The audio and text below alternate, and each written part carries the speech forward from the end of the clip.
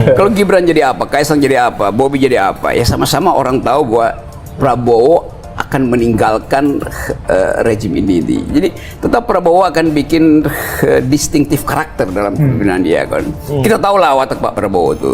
Bagaimana mungkin Prabowo akan diingat oleh dunia kalau dia masih bawa baggage apa namanya, sampah politik dari Jokowi kan, kira-kira begitu. Ya Gibran, Kaisang, Bobi ya sampah politik Jokowi. Bukan gue yang ngomongin, itu kan pikiran berkali-kali Tempo justru pamerkan itu, bahwa itu sampah. Yang tidak layak disandang. Ya nggak disandang dong. Kayak juga netizen juga nggak lihat begitu.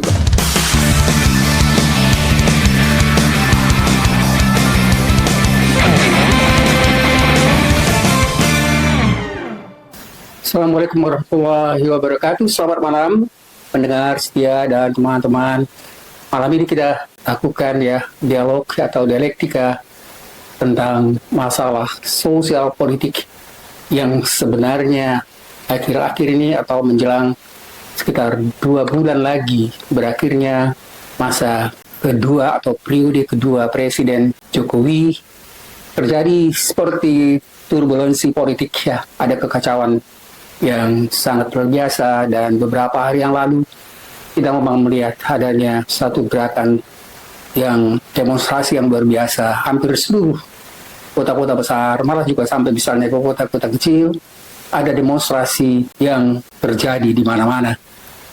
Teman-teman sekalian, yang tidak katakan tadi dengan demonstrasi itu sebenarnya sebagai dampak dari upaya Presiden dan juga misalnya partai-partai yang kita sebut koalisi Indonesia Maju untuk menyusun suatu rencana mereka menciptakan bagaimana dalam pemilihan yang akan terjadi atau pemilihan untuk kepala daerah atau provinsi dan juga misalnya kepala untuk kabupaten itu ada upaya yang luar biasa untuk menjaga atau mencoba membentuk satu kekuatan yang luar biasa yang akhirnya sebenarnya masalah itu di luar dugaan menimbulkan satu gelombang demonstrasi yang luar biasa dan berbagai macam istilah dan komentar baru muncul di mass media.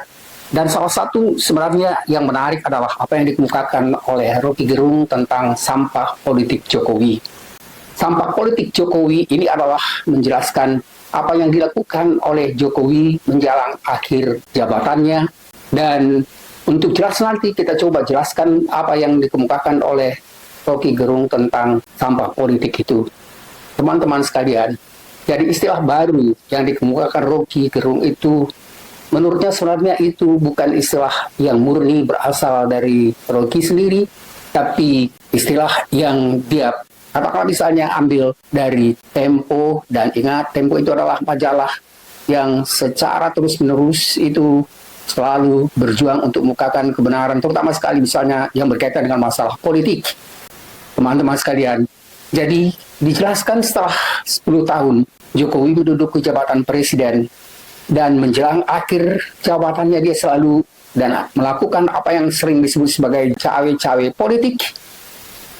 Dan cawe-cawe politik itu sebenarnya menghasilkan apa yang disebut tadi dengan sampah politik Jokowi.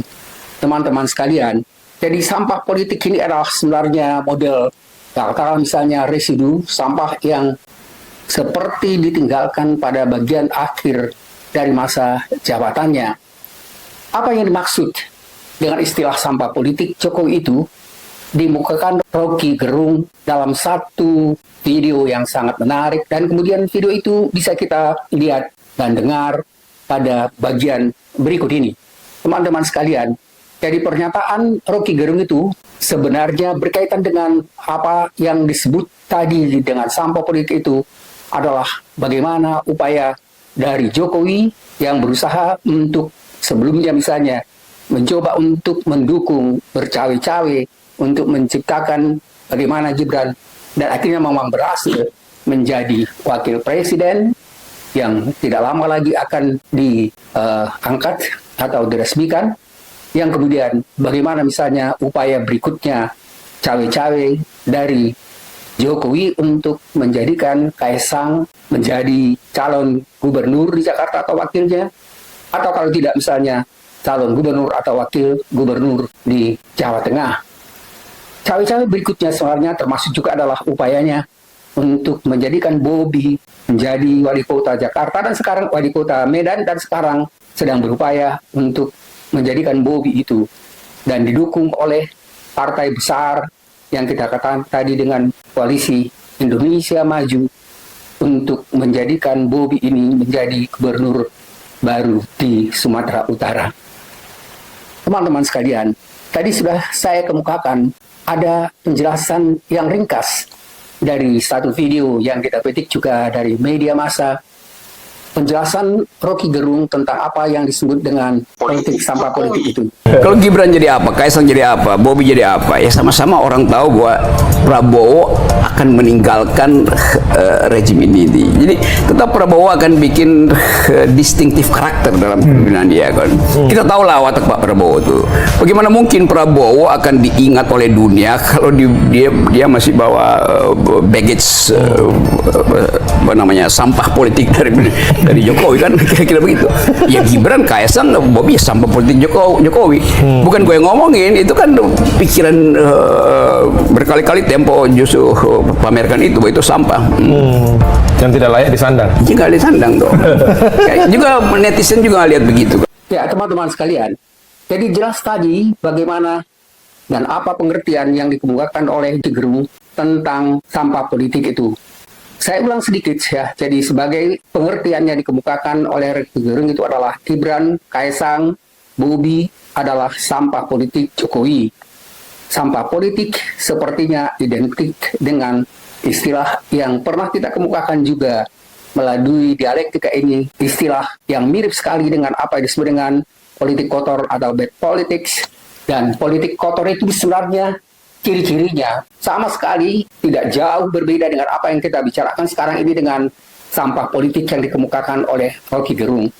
Teman-teman sekalian, jadi kita sebenarnya melihat memang bagaimana akhirnya upaya Jokowi mengakhiri atau di akhir jabatannya itu melakukan berbagai macam upaya, bukan hanya misalnya menjadikan keluarganya menjadi satu dinasti yang mungkin diharapkannya bisa yang menguasai beberapa, katakanlah misalnya provinsi, daerah, juga misalnya kabupaten, dan juga sebenarnya berupaya untuk bagaimana misalnya partai politik besar seperti Golkar itu bisa dikuasai oleh, katakanlah misalnya kalau bukan Jokowi sendiri, itu bisa dikuasai melalui tangan kanan. Dialektika ini ya istilah yang mirip sekali dengan apa yang disebut dengan politik kotor atau bad politics.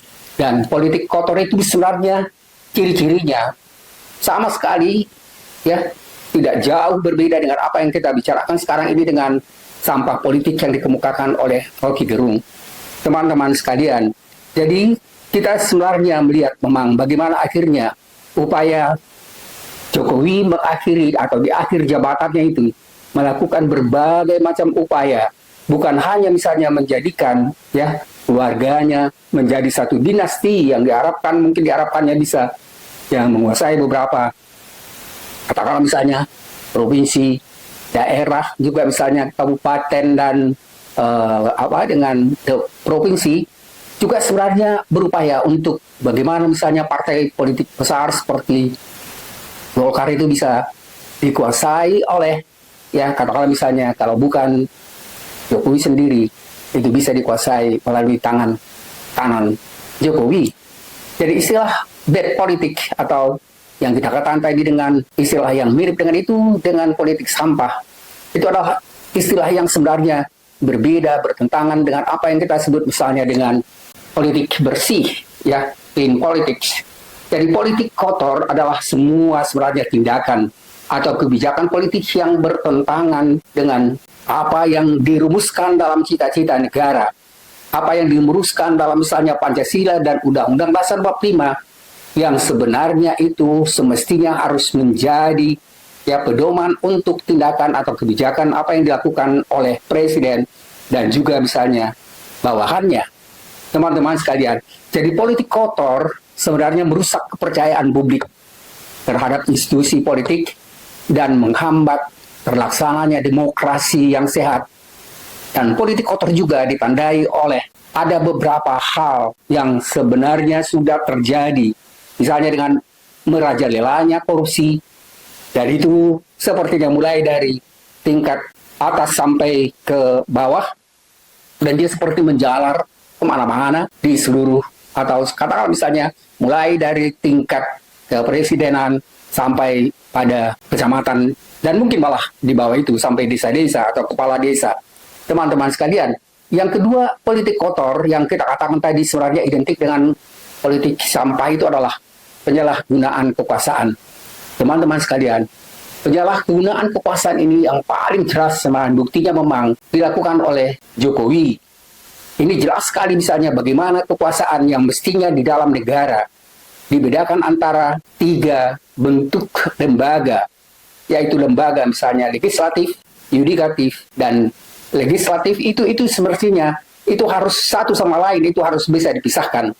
Jadi kekuasaan yang ada di tangan presiden, ya eksekutif, itu sebenarnya tidak boleh misalnya mencampuri atau misalnya mengatur lembaga-lembaga yang berada pada lembaga legislatif dan juga pada apa yang kita sebut misalnya dengan yudikatif. Selama Jokowi memerintah, sepertinya dia bisa mengatur itu. Dan itu sebenarnya membuat kita itu sebenarnya bagaimana benar dan bagaimana mungkin misalnya kuasanya dan kemampuan Jokowi untuk mengatur itu. Dan sering selalu dikatakan bahwa dia melakukan apa sih disebut sebenarnya bentuk intimidasi dengan memiliki berbagai macam misalnya masalah yang ada pada katakan misalnya gubernur atau pada kepala-kepala dari partai dan seterusnya, itu dijadikan sebagai satu strategi untuk bisa mengatur mereka dan mengikuti apa-apa yang ingin diinginkan oleh Jokowi. Yang ketiga adalah bagaimana misalnya presiden mementingkan kepentingan pribadi, kepentingan keluarga. Jadi kepentingan pribadi dan kepentingan keluarga itu sangat kuat yang dilakukan oleh Jokowi. Sepertinya memang dia lebih memikirkan kepentingan keluarganya daripada kepentingan negara. Dan dia berupaya untuk sekuat tenaga bagaimana upaya itu bisa berhasil, dan kebetulan ini ya di akhir jabatannya gagal karena adanya keputusan Mahkamah Konstitusi untuk menggagalkan rencana yang menjadikan Kaisang menjadi salah satu gubernur atau wakil gubernur di Jakarta atau di Jawa Tengah, dan kemudian rencana yang sudah lama diusahakan oleh Jokowi atau presiden dengan partai-partai pendukungnya justru jadi berantakan. Ini sebenarnya yang menjadi pemicu munculnya sekarang masalah yang ya kita sebut tadi, dengan bagaimana di akhir jabatannya ini muncul apa yang dikemukakan tadi oleh Rocky Gerung dengan politik sampah. Teman-teman sekalian, saya katakan bahwa politik sampah itu sebenarnya mirip dengan politik kotor, yang cirinya tadi sudah saya katakan. Yang pertama adalah merajalelanya korupsi, yang kedua penyalahgunaan kekuasaan, yang ketiga upaya dan strategi mementingkan kepentingan pribadi dan keluarga, ya bukan hanya misalnya untuk jabatan bupati atau wali kota, tapi juga misalnya sampai pada perusahaan-perusahaan negara menjadi komisaris keluarganya dan seterusnya. Dan keempat adalah politik yang dilakukan itu adalah politik kebohongan. Ini juga sangat sering dilakukan oleh Jokowi. Jadi politik kebohongan atau melakukan informasi yang palsu, menggunakan informasi yang palsu, dan ini digunakan sebagai sebenarnya propaganda atau upaya untuk bisa meyakinkan masyarakat bahwa dia memang berhasil, dia memang misalnya orang yang jujur. Dan ini mulai dari awal. Ketika misalnya kita kenal dengan apa yang disebut dengan politik gorong-gorong, dan kemudian mengungkapkan bahwa ada mobil SMK dan seterusnya, itu dilakukan. Dan yang terakhir ini justru sebenarnya yang paling jelas sekali pada bagaimana dia mengatakan begitu banyak sebenarnya ya bantuan dari luar untuk bisa membantu membangun ibu kota baru yang menjadi legasinya. Teman-teman sekalian, yang kelima adalah melakukan manipulasi pada pemilu, dan ini juga sangat-sangat ketara sekali. Walaupun misalnya dari satu kelompok mengatakan pemilu itu tidak dilakukan misalnya dengan politik curang, tetapi justru ya dikatakan secara umum dan banyak sekali mengatakan bahwa sebenarnya pemilu yang kemarin itu adalah pemilu yang paling brutal yang terjadi selama ada pemilihan umum di Indonesia. Yang keenam adalah ciri dari politik kotor atau politik yang disebut tadi sampah itu adalah politik uang. Maksudnya politik uang di sini adalah untuk bisa menjadi, katakanlah misalnya jadi anggota DPR, untuk bisa menjadi gubernur, untuk bisa menjadi sampai ke bawah itu memerlukan seperti uang sogok. Ya, politik uang itu memang sudah menjalar sekali, dan ini adalah satu bahaya yang tidak mungkin mudah diselesaikan atau dihilangkan. Teman-teman sekalian, salah satu upaya yang paling penting sebenarnya dari presiden yang akan datang yaitu Prabowo adalah bagaimana apa yang kita katakan tadi yang menjadi ya ciri politik kotor, politik sampah itu bisa dihilangkan. Teman-teman sekalian, jadi politik uang itu justru sekarang kita melihat uang itu yang menjadi salah satu yang berkuasa untuk bisa menentukan jabatan apapun dan dimanapun. Yang ketujuh adalah terjadinya intimidasi. Teman-teman sekalian, beberapa hari yang lalu kita sering dengar bahwa ada intimidasi pada Ketua Golkar Erlangga Hartarto supaya mundur. Dan kemudian intimidasi itu ditujukan atau tujuannya adalah untuk menempatkan orang-orang Jokowi untuk menguasai Golkar itu, dan malah santer sekali terdengar nantinya yang akan jadi atasan dari Ketua Golkar itu adalah Jokowi. Saya nggak tahu. Bisa saja mungkin karena memang ya akhir jabatannya ini tidak berjalan dengan mulus, tidak berjalan dengan baik. Mungkin saja ini akan gagal juga.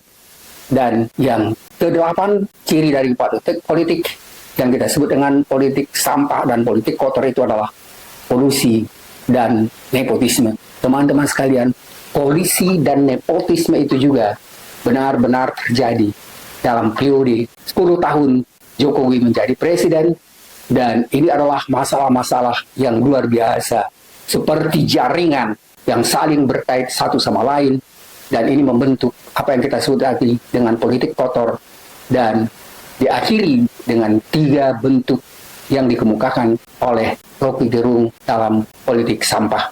Teman-teman sekalian, kita sudah membahas tentang apa yang disebut dengan politik sampah atau juga ya politik kotor, dan untuk malam ini kita selesaikan pembahasan ringkas tentang politik sampah dan politik kotor itu.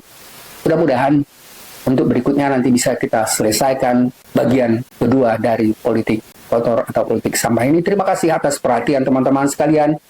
Mudah-mudahan bisa menyadarkan kita sebenarnya bagaimana tugas kita atau tugas terutama sekali presiden yang akan datang itu bisa menciptakan satu negara yang bersih, pemerintahan yang bersih, yang demokratis, dan berupaya menciptakan kesejahteraan bagi seluruh rakyat dengan kehidupan yang adil dan sejahtera. Terima kasih atas perhatian teman-teman semua. Selamat malam. Assalamualaikum warahmatullahi wabarakatuh. Semoga ada manfaatnya.